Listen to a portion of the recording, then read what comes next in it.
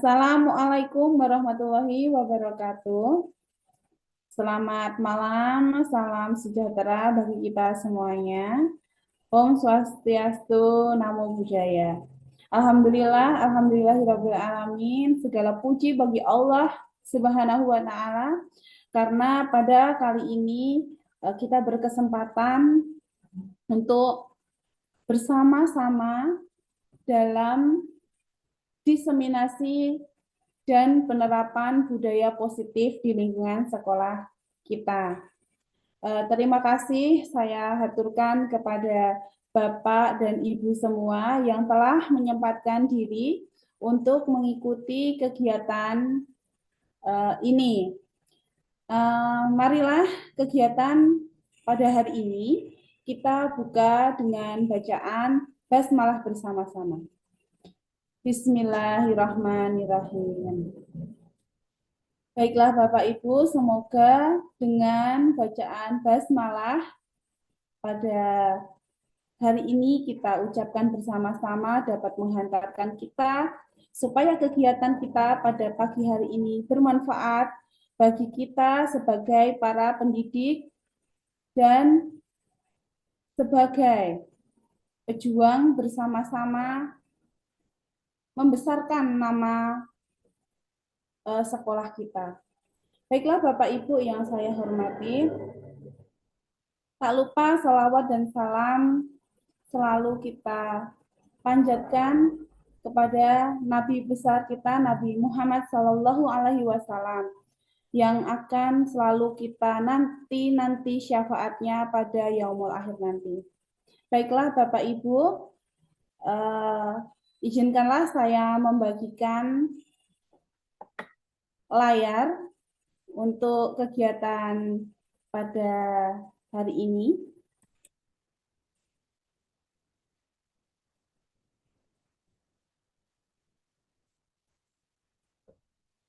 Jadi kegiatan saya untuk hari ini berkaitan dengan aksi nyata modul 1.4 mengenai diseminasi dan penerapan budaya positif. Nah, saya sampaikan karena tugas dari calon guru penggerak angkatan 11. Selanjutnya, saya dibimbing oleh fasilitator dan pengajar praktik. Fasilitator saya beliau Ibu Supriyati SPDI MPD dan pengajar praktik saya Ibu Suparmi SPD. Selanjutnya saya sendiri CGP Ika Nur Hayati, CGP dari Kabupaten Klaten angkatan yang ke-11. Pada diseminasi kali ini kita membicarakan mengenai penerapan budaya positif. Konsep utama budaya positif ini ada perubahan paradigma belajar, disiplin positif, kebutuhan dasar manusia, motivasi perilaku manusia, posisi kontrol restitusi, keyakinan kelas, dan segitiga restitusi. Nah, dalam membangun budaya positif, sekolah dapat menyediakan lingkungan yang positif, aman, dan nyaman agar siswa kita mampu berpikir, bertindak, dan mencipta dengan merdeka, mandiri, dan bertanggung jawab. Umumnya, disiplin sangat berkaitan dengan kontrol guru terhadap siswa. Nah, pembelajaran dengan paradigma baru ini merupakan pembelajaran yang dirancang berdasarkan prinsip pembelajaran berdiferensiasi, sehingga para peserta didik belajar sesuai kebutuhannya, berdasarkan tahap perkembangan sesuai dengan teori psikologi modern untuk mewujudkan profil pelajar Pancasila.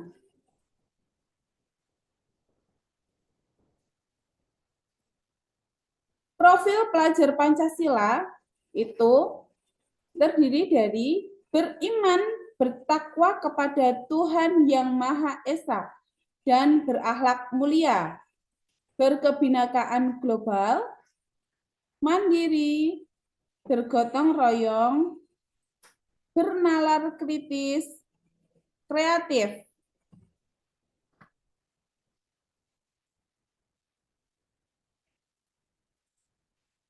Disiplin positif.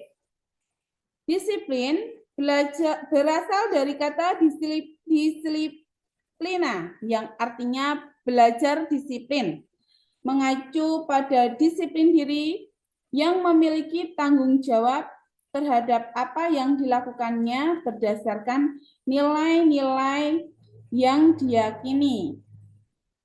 Seperti tadi, bahwa disiplin itu sangat berkaitan dengan kontrol guru terhadap siswa, di mana menurut Dr. William Glasser dalam kontrol teori terdapat beberapa miskonsepsi tentang kontrol, yaitu ilusi bahwa guru mengontrol siswa.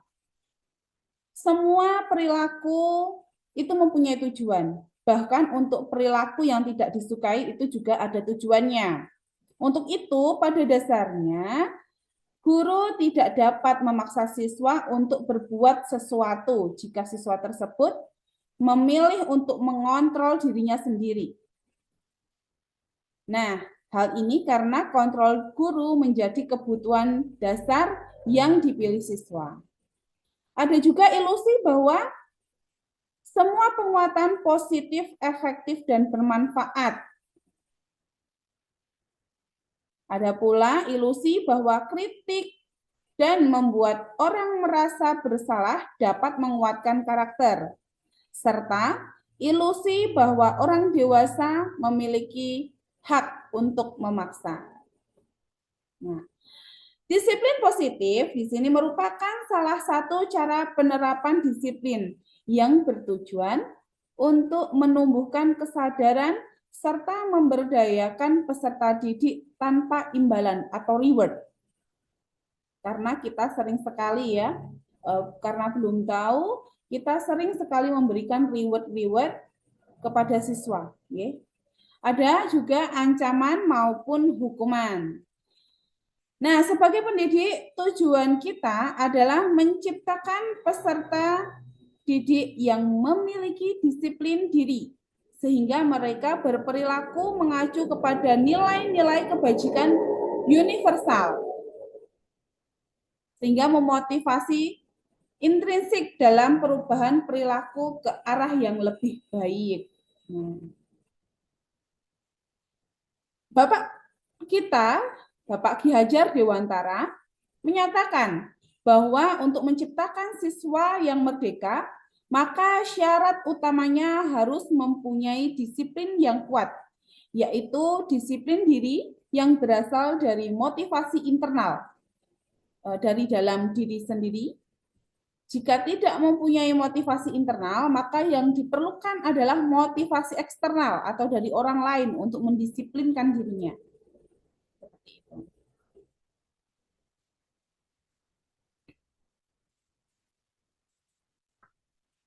Nah, nilai-nilai kebajikan yang akan dibentuk dari disiplin positif ini, apa sih nilai-nilai kebajikan?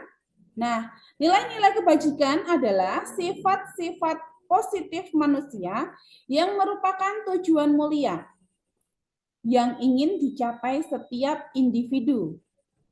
Nilai-nilai tersebut bersifat universal dan lintas bahasa, suku, agama, maupun latar belakang.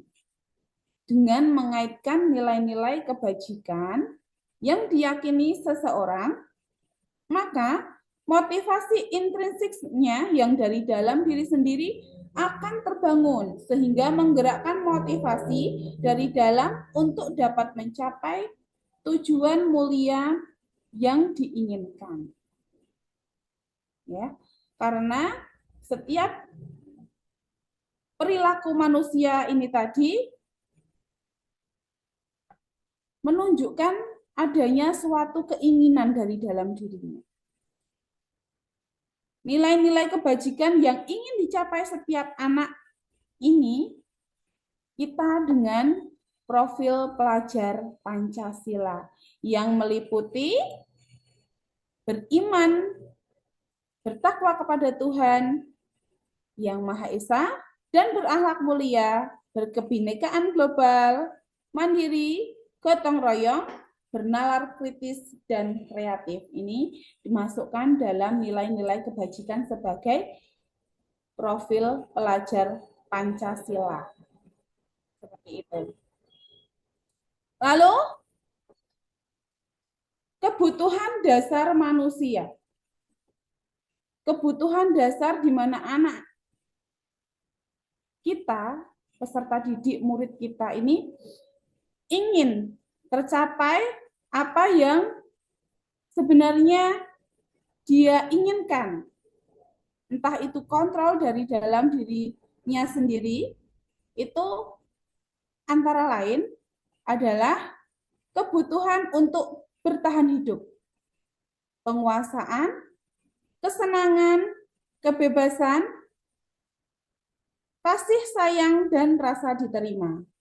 Karena kebutuhan dasar manusia ini adalah sesuatu yang kita lakukan untuk mendapatkan apa yang kita inginkan. Seluruh tindakan yang kita lakukan memiliki tujuan tertentu. Dan semua usaha terbaik yang kita lakukan adalah dalam rangka agar kebutuhan dasar kita terpenuhi dengan baik. Nah, tujuan disiplin positif untuk memenuhi kebutuhan dasar manusia adalah untuk menanamkan motivasi kepada semua siswa kita agar mereka menjadi orang yang mereka inginkan, sehingga menghargai diri sendiri dengan nilai-nilai yang mereka percaya. Motivasi ini berasal dari diri siswa sendiri, sehingga akan berdampak secara jangka panjang dan tidak akan terpengaruh dengan adanya hukuman ataupun hadiah.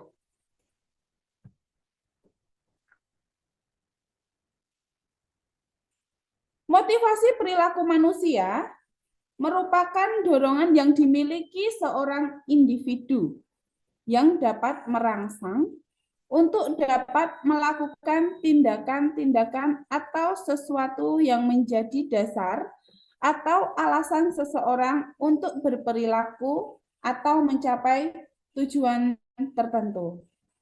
Motivasi perilaku manusia yang pertama, ini untuk menghindari ketidaknyamanan atau hukuman. Nah, untuk menghindari ketidaknyamanan atau hukuman, ini seseorang biasanya berperilaku untuk menghindari permasalahan yang mungkin muncul dan berpengaruh kepada mereka secara fisik, psikologis, ataupun terpenuhinya kebutuhan mereka bila mereka tidak melakukan tindakan itu. Yang kedua, motivasi perilaku manusia ini untuk mendapatkan imbalan atau penghargaan dari orang lain. Misalnya, seseorang itu berperilaku untuk mendapatkan pujian atau juga untuk mendapatkan hadiah atau juga imbalan dari orang lain yang menurut mereka penting, sehingga mereka meletakkan dalam dunia mereka. Yang ketiga, untuk menjadi orang yang mereka inginkan dan menghargai diri sendiri dengan nilai-nilai yang mereka percaya. Orang melakukan sesuatu karena nilai-nilai yang mereka yakini dan hargai. Motivasi ini akan membuat orang mempunyai disiplin positif karena motivasinya bersifat internal.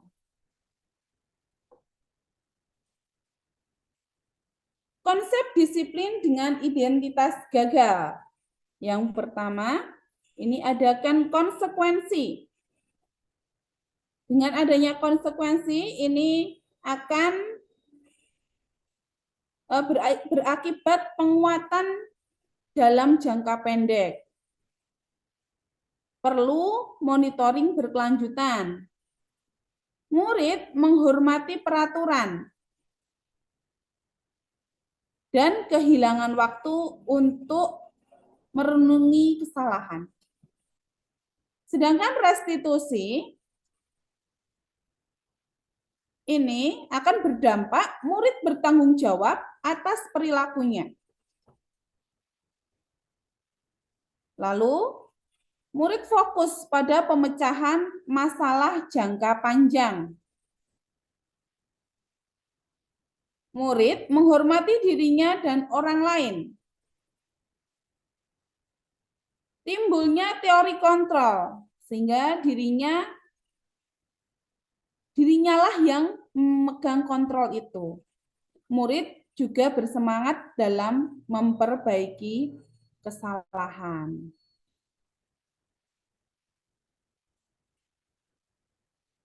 Nah, dari sini kita tahu bahwa restitusi adalah hal yang sangat penting dalam penerapannya. Konsep disiplin dengan penerapan restitusi. Apa sih restitusi?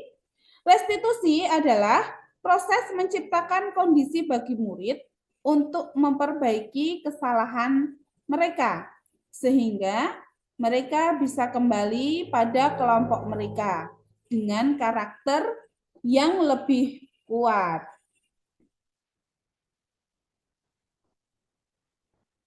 Nah, dari identitas gagal dengan penerapan hukuman, konsekuensi, maupun restitusi, ini bisa dicontohkan. Misalnya kalau hukuman, misalnya ada timbul rasa tidak nyaman kepada anak ya dalam jangka waktu yang panjang. Kalau konsekuensi, mungkin tidak nyamannya hanya untuk beberapa saat. Tapi kalau restitusi, itu bisa menguatkan anak dalam waktu yang cukup panjang gitu ya. Sedangkan kalau dengan identitas gagal melewati fase hukuman, ini murid akan merasa menjadi korban untuk mendapatkan keadilan. Sedangkan konsekuensi ini murid sebagai korban ini bisa diabaikan. Sedangkan dengan identitas restitusi, murid sebagai korban akan mendapatkan ganti yang lebih baik. Seperti itu. Biasanya kalau hukuman, ini akan ada kalimat-kalimat misalnya, ini nak, peraturannya adalah, nah kamu harus apa? Nah ini kata-kata hukuman. Kalau biasanya, kalau konsekuensi, ini kita sebagai guru itu akan bertanya, nah apa peraturannya? Kenapa kamu melakukannya? Seperti itu. Sedangkan restitusi, apakah ini keyakinan kita?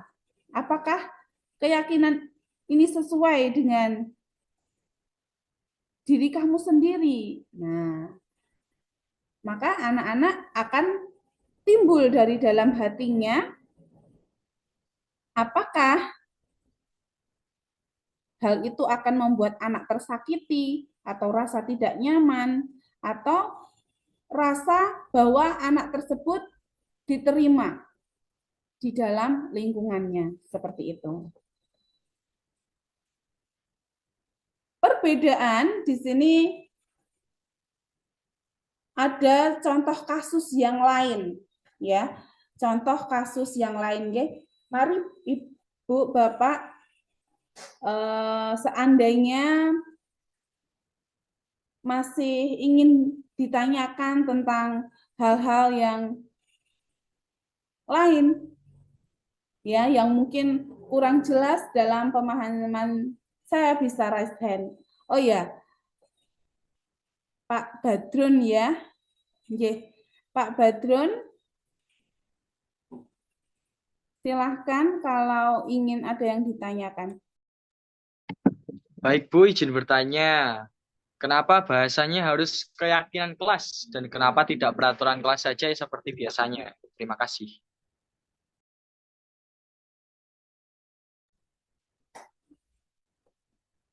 Ya, baik.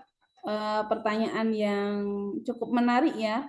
Namun nanti akan sambil berjalan nanti akan saya jelaskan kenapa sih kok tidak peraturan kelas saja, kenapa keyakinan kelas? Apa sih perbedaannya? Kenapa harus ada keyakinan kelas, harus ada peraturan kelas ya? Oke. Di sini kita masuk ke kasus dulu. Ada seorang siswa yang sering tidak mengerjakan PR. Nah, di sini jika seorang guru itu memberikan hukuman, maka biasanya guru akan menghukum murid dengan berdiri 10 menit di depan kelas. Guru marah dan murid menjadi takut. Yang kedua, konsekuensi. Guru memberikan konsekuensi untuk menulis PR sebanyak 3 kali. Ini karena sebagai konsekuensi karena dia tidak mengerjakan PR. Ini konsekuensi. Guru tegas dan murid menghormati peraturan. Dan yang ketiga, restitusi. Dalam restitusi, di sini guru menanyakan keyakinan dirinya dan membantu murid menyelesaikan masalah. Guru terbuka dan murid menghormati dirinya dan orang lain. Oh, kenapa toh tidak mengerjakan PR? Lalu bagaimana sih keyakinan kita? Apakah benar tindakan kita tidak mengerjakan PR ini benar atau salah? Nah, sesuaikah dengan keyakinan kita? Sesuaikah dengan keyakinan kelas kita? Apakah ini masuk dalam nilai-nilai kebajikan kita sebagai profil pelajar Pancasila? Nah, di sini posisi kontrol guru ini bisa sebagai penghukum, pembuat rasa bersalah, sebagai teman, pemantau, atau juga sebagai manajer. Nah, sebagai seorang penghukum, di sini guru itu biasanya menggunakan hukuman secara fisik atau verbal, kata-kata seperti itu. Guru yang menjalankan posisi penghukum, maka ia akan berkata, patuhi aturan saya, awas nanti, atau kamu selalu saja salah. Nah, itu dia adalah seorang dalam posisi penghukum. Ada lagi posisi kontrol guru sebagai pembuat rasa bersalah. Pembuat rasa bersalah pada posisi ini, biasanya guru akan bersuara lebih lembut, menggunakan keheningan yang membuat siswa menjadi tidak nyaman, bersalah, bahkan rendah hati. Contoh kata-kata guru dalam posisi ini misalnya, ibu sangat kecewa sama kamu. Berapa kali ibu harus memberitahu kamu ya? Nah, ini adalah ciri-ciri contoh posisi kontrol guru sebagai pembuat rasa bersalah. Sedangkan sebagai teman dalam posisi ini, guru tidak akan menyakiti murid, tetapi akan selalu berusaha mengontrol siswa melalui persuasi atau ajakan. Posisi ini dapat berdampak positif dan negatif. Positif berupa hubungan yang baik antara guru dan siswa. Contohnya kalimatnya seperti ini. Ayolah, demi Bu ya, tolong ya. Ayo, ingat, tidak semua bantuan Ibu loh selama ini. Nah, hal negatifnya dari posisi kontrol guru sebagai teman ini adalah Bila guru tidak dapat membantu, maka siswa akan kecewa dan berkata, saya pikir bu guru itu teman saya. Nah, maka murid tidak mau lagi berusaha. Siswa nanti hanya mau bertindak untuk guru tertentu saja, tidak untuk guru yang lain. Dan siswa akan selalu tergantung pada guru tersebut. Posisi kontrol guru sebagai pemantau atau monitor. Posisi ini berdasarkan peraturan-peraturan dan konsekuensi dengan memisahkan hubungan pribadi.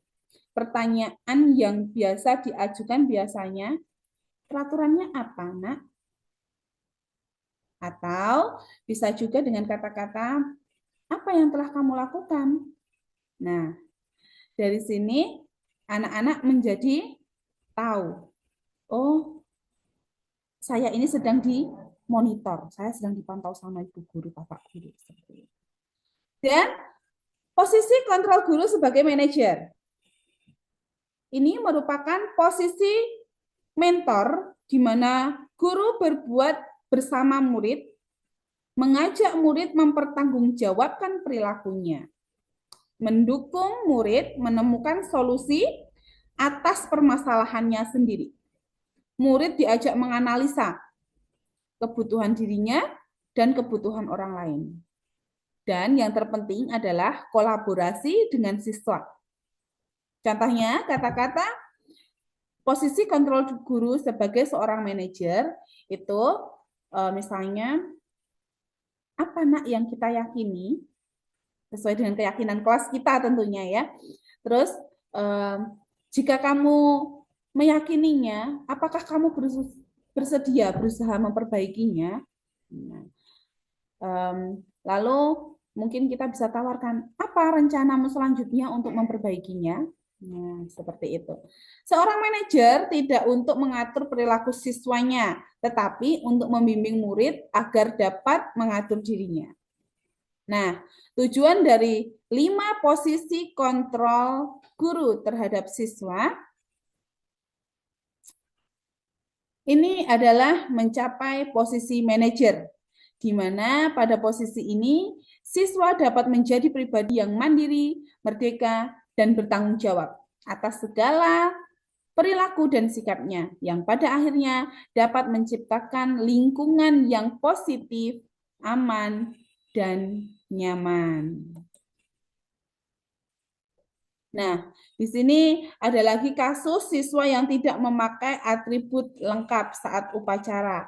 Posisi guru sebagai penghukum, maka dia akan menyuruh siswanya berdiri di depan barisan.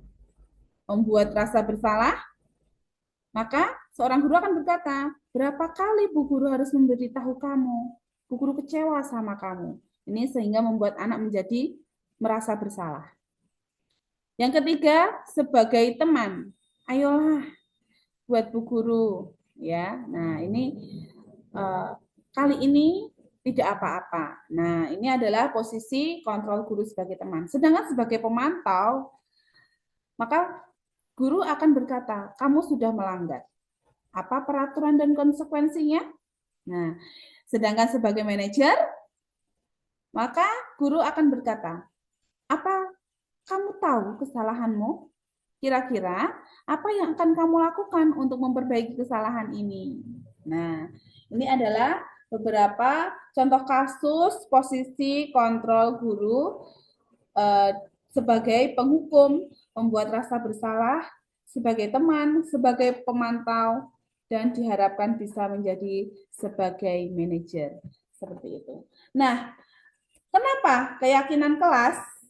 Kenapa tidak peraturan saja seperti yang ditanyakan oleh Pak Badrun? Semoga bisa membantu kegundahan gulana hati Pak Badrun agar tidak bertanya-tanya terus, kenapa keyakinan kelas, kenapa peraturan kelas saja, tidak peraturan kelas saja, seperti itu. Nah, sekarang untuk memancing ini, nah saya punya 2 pertanyaan. Mengapa kita memiliki peraturan menggunakan helm bila mengendarai roda 2? Tentu karena kita mengharapkan keselamatan, untuk keselamatan. Pertanyaan yang kedua, mengapa kita memiliki peraturan harus memakai masker dan memiliki sertifikat vaksin COVID-19? Ini karena untuk kesehatan. Nah, lalu kenapa keyakinan kelas? Pembuatan keyakinan kelas ini karena lebih abstrak dari peraturan. Lalu bagaimana pembuatannya? Dia dibuat berupa pernyataan universal. Dibuat dalam bentuk kalimat positif. Sedikit saja kalimatnya agar mudah diingat. Sesuaikan dengan kondisi kelas dan sekolah agar mudah diterapkan. Pembuatan oleh semua warga sekolah atau kelas dilibatkan pada saat membuat keyakinan kelas. Keyakinan kelas ini bisa kita buat ini dengan misalnya melibatkan siswa dengan cara membuat poster mungkin, sehingga anak-anak bisa setiap hari melihat, oh ini loh keyakinan kelasku, keyakinan yang saya yakini. Nah, karena apa? Keyakinan kelas ini kalau dibuat oleh anak-anak, nah maka dia akan selalu terngiang-ngiang di dalam pikirannya. Nah, bagaimana sih langkah-langkahnya pembentukan keyakinan kelas itu? Nah, ini bisa kita memberikan kesempatan kepada semua siswa untuk berpendapat tentang peraturan yang perlu disepakati. Lalu mencatat semua masukan siswa tadi di papan tulis atau di kertas besar, di kertas plano seperti itu, sehingga semua siswa bisa melihatnya. Lalu setelah itu kita akan menyusun keyakinan kelas ini sesuai prosedur keyakinan kelas ini tadi dengan kalimat yang positif. Misalnya, jangan berlari di dalam kelas, misalnya seperti itu. Itu bisa kita ubah menjadi berjalanlah di dalam kelas. Nah, ini mengubah kalimat negatif menjadi kalimat positif. Lalu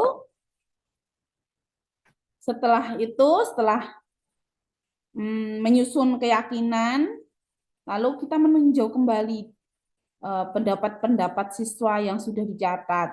Kemudian kita ajak siswa mencari nilai kebajikan atau keyakinan dari hal-hal yang sudah dibuat tadi. Nah, misalnya tadi berjalan di dalam kelas, mendengarkan guru, lalu misalnya datang tepat waktu.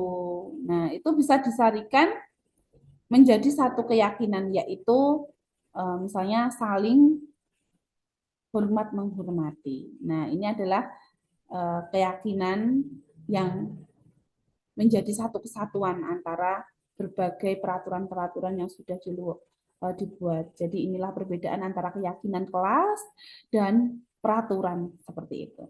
Nah, setelah meninjau ulang keyakinan kelas secara bersama-sama, nah sebaiknya yang kita ambil tidak terlalu banyak ya, mungkin dari 3 atau sampai 7 keyakinan dari apa yang diutarakan anak-anak, kita ambil dari menjadi 3 atau sampai 7 keyakinan apa yang kita yakini untuk kita, untuk kelas kita. Setelah keyakinan kelas itu selesai dibuat, lalu semua anggota kelas menyetujuinya dengan cara menandatanganinya, mungkin dengan cap 5 jari anak atau mungkin cap ibu jari saja seperti itu. Nah, lalu keyakinan kelas ini bisa ditempel di dinding kelas agar mudah dilihat untuk anak, dan anak-anak dapat meyakini dan selalu mengingat apa yang menjadi keyakinan mereka. Misalnya Kalau kelas 1 mungkin keyakinan kelasnya setiap anggota kelas perlu belajar. Nah, ini ditulis tadi di papan plano atau poster yang menarik seperti itu, atau kertas manila yang berwarna-warni seperti itu. Terus ada lagi mungkin yang kelas 5 sudah kata-katanya sudah tidak seperti anak-anak kelas 1, mungkin lebih abstrak ya. Mungkin anak-anak kalimatnya senantiasa membantu sesama. Nah, ini akan bisa dijadikan sebagai contoh keyakinan kelas seperti itu. Nah, selanjutnya segitiga restitusi. Segitiga restitusi ini merupakan sebuah strategi yang dapat dilakukan sebagai proses menciptakan kondisi menuntut murid untuk memperbaiki kesalahan-kesalahan yang mereka lakukan. Tahapan segitiga restitusi ini yang pertama, menstabilkan identitas. Yang kedua, validasi tindakan yang salah. Yang ketiga, menanyakan keyakinan.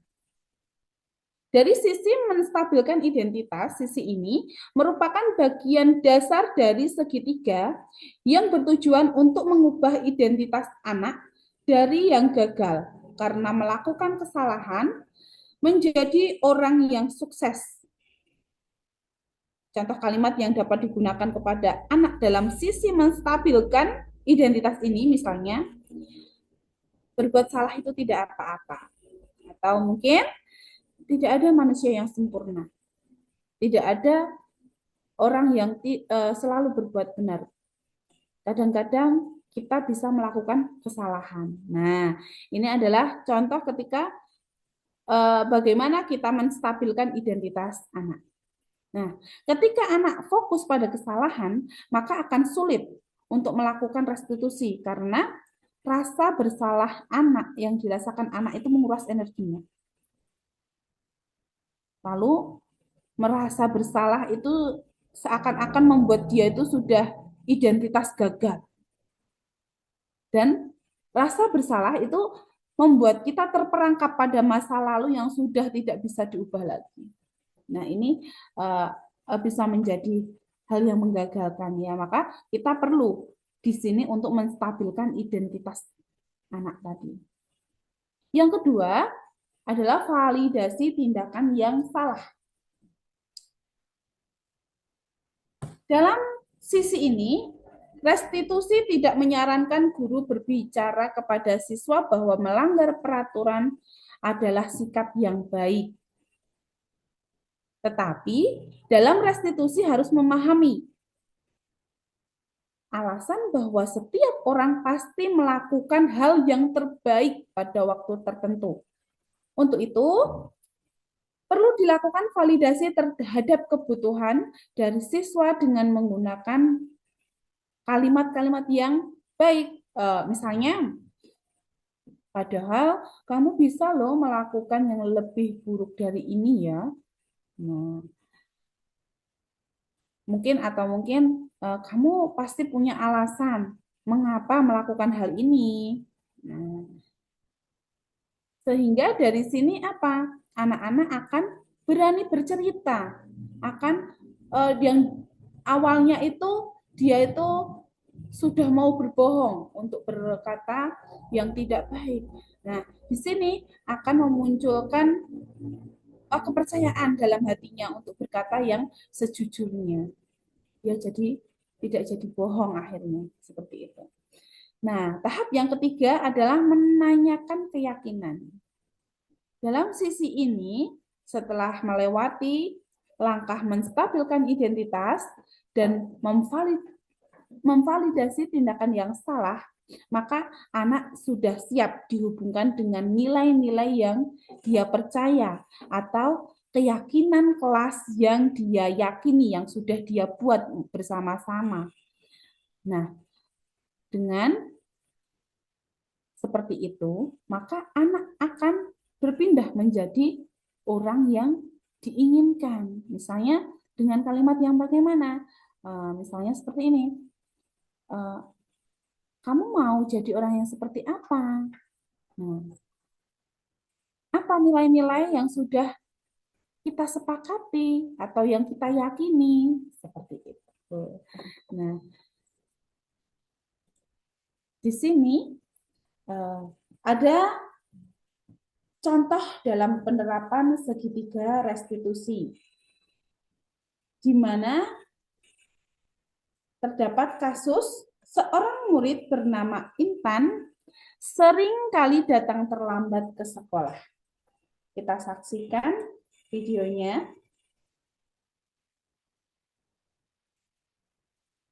Sudah nampak ya, Bapak Ibu, videonya?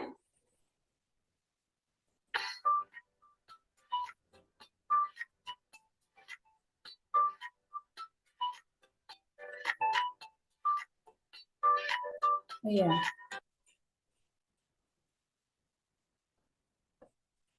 Baik. Saya hentikan dulu berbaginya, mohon maaf. Saya ulangi.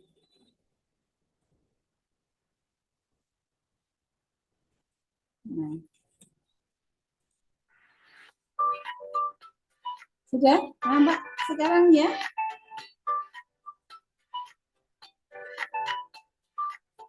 Nah, di sini kasus yang pertama ada seorang murid bernama Okta ketahuan mengambil uang temannya, Dwi, dari tasnya.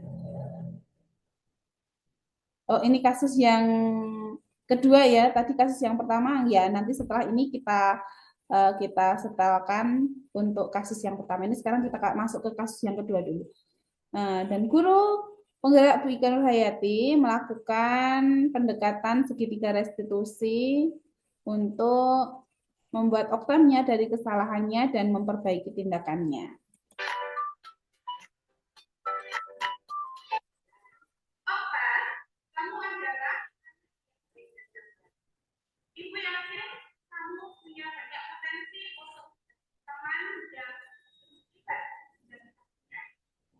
Nah, di sini Bu Ika dia menstabilkan identitas Okta.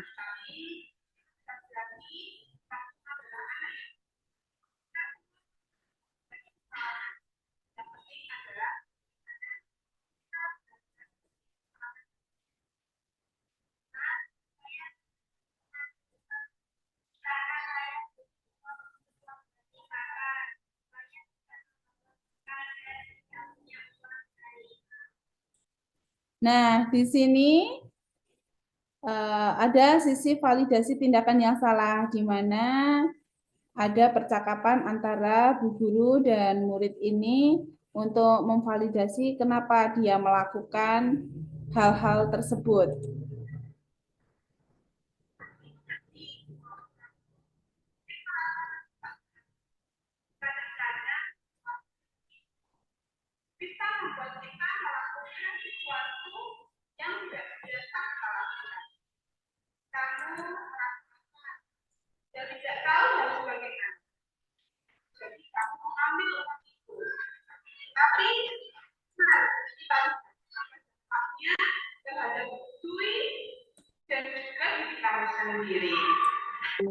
Nah, Oka, menurut kamu, bagaimana ketika dia tahu uangnya diambil? Bagaimana jika kamu berada di posisi? Nah, di sini Bu Guru menanyakan keyakinan kepada Okta mengapa dia mengambil uang Dwi dan bagaimana agar tindakan tersebut bisa diatasi. Saya merasa dari pagi sedih dan ragu. Kalau saya di posisi dia, saya juga akan merasa seperti itu. Saya merasa bersalah sekarang, Bu. Iya, Dwi pasti merasa sedih dan kecewa. Kamu juga merasakan bahwa tindakan itu tidak benar dan menyebabkan kerugian berkerak. Sekarang kamu apa yang bisa kita lakukan untuk memperbaiki situasi ini? Saya akan mengembalikan uang Dwi Saya juga tidak akan mengulangi ini lagi. Itu adalah yang lebih baik, Okta. Guru senang kamu mau bertanggung jawab atas tindakan.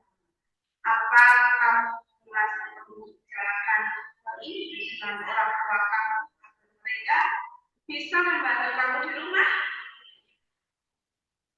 Iya, saya akan bicara dengan orang tua saya. Ya, Oka. Jika kamu ada masalahnya, kamu bisa bicara sendiri. Terima kasih, Oka.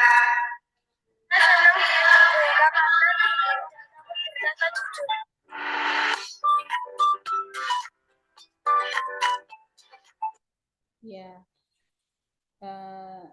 tadi adalah salah satu contoh kasus di mana seorang siswa bernama Okta ini tadi mengambil uangnya satu kelas karena dia kelaparan. Dengan adanya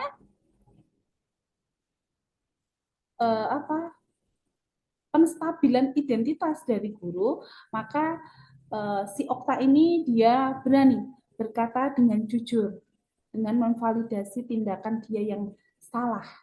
Lalu bersama-sama guru dia membuat solusi dengan menanyakan keyakinan yang sudah dibuat bersama-sama tadi. Nah, selanjutnya contoh yang kedua.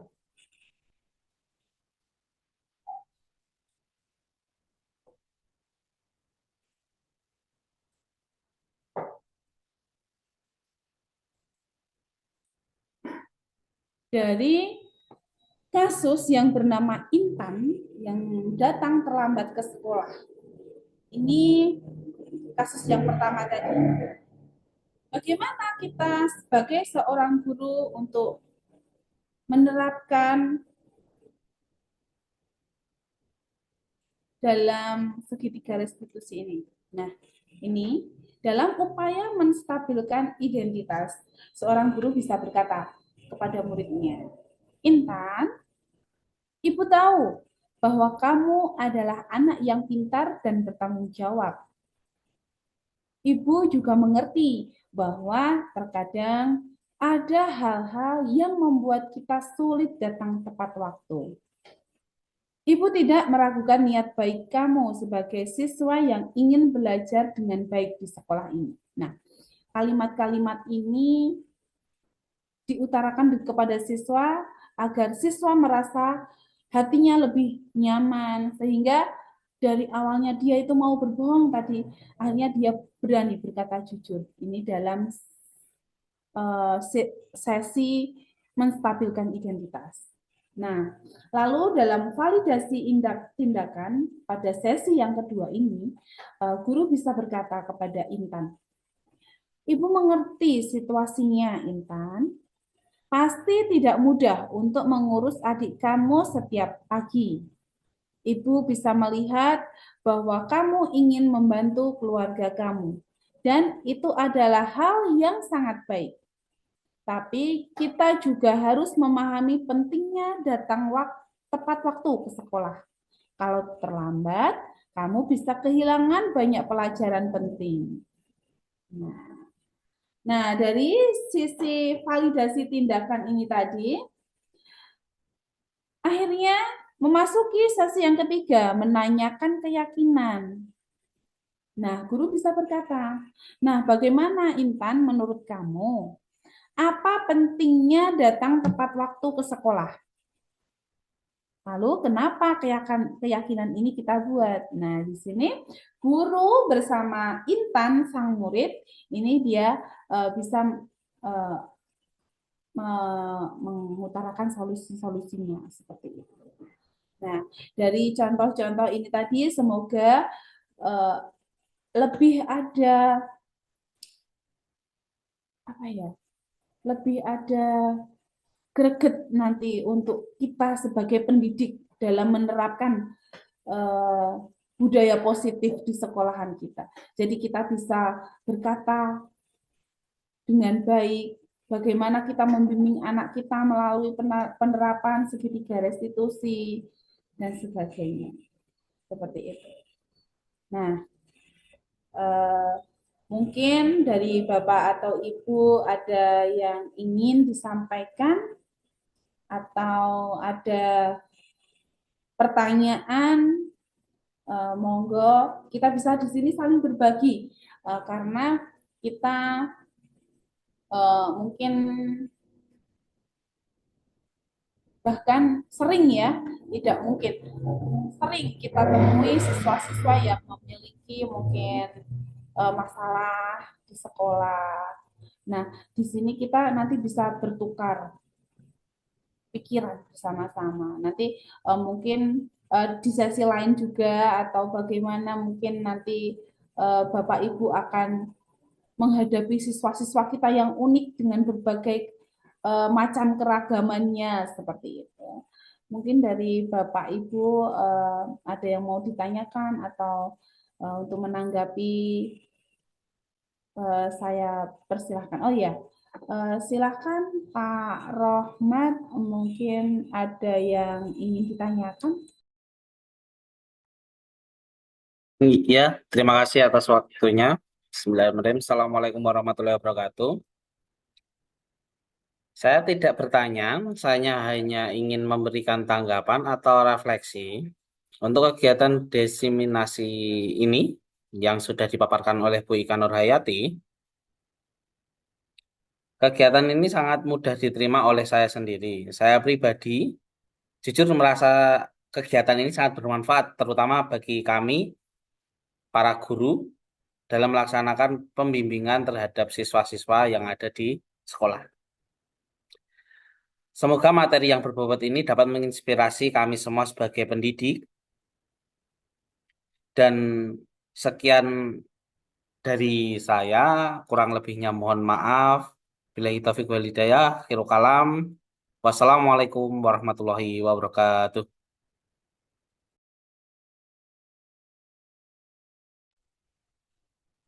Terima kasih banyak kepada Pak Rohmat atas apresiasi yang diberikan untuk saya. Semoga ini juga menginspirasi untuk teman-teman Bapak Ibu semua dan menjadikan hal-hal ini bermanfaat ke depannya, bahkan untuk mungkin di lingkungan yang lebih lebar lagi kita kepakkan sayap kita bersama-sama agar teman-teman di luar sana juga bisa mendapatkan hal baru yang bisa kita terima bersama-sama untuk mewujudkan generasi profil pelajar Pancasila untuk siswa-siswa kita. Oke, mungkin dari saya cukupkan. Mungkin banyak kurangnya dari saya mohon maaf dan semoga ini tidak menjadikan kesenjangan di hati kita, dan saya sangat berterima kasih atas waktunya untuk menyempatkan mengikuti kegiatan saya dalam rangka diseminasi dan penerapan budaya positif. Sekian dari saya. Sampai jumpa. Salam guru penggerak, tergerak, bergerak, menggerakkan. Terima kasih. Saya akhiri materi saya hari ini, diseminasi saya hari ini.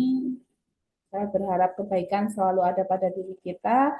Semoga semua anak didik kita berharap menjadi manusia-manusia yang beriman, menjadi manusia-manusia yang cerdas, sesuai dengan generasi profil pelajar Pancasila. Akhir kalam, wabillahi taufiq wal hidayah. Wassalamualaikum warahmatullahi wabarakatuh.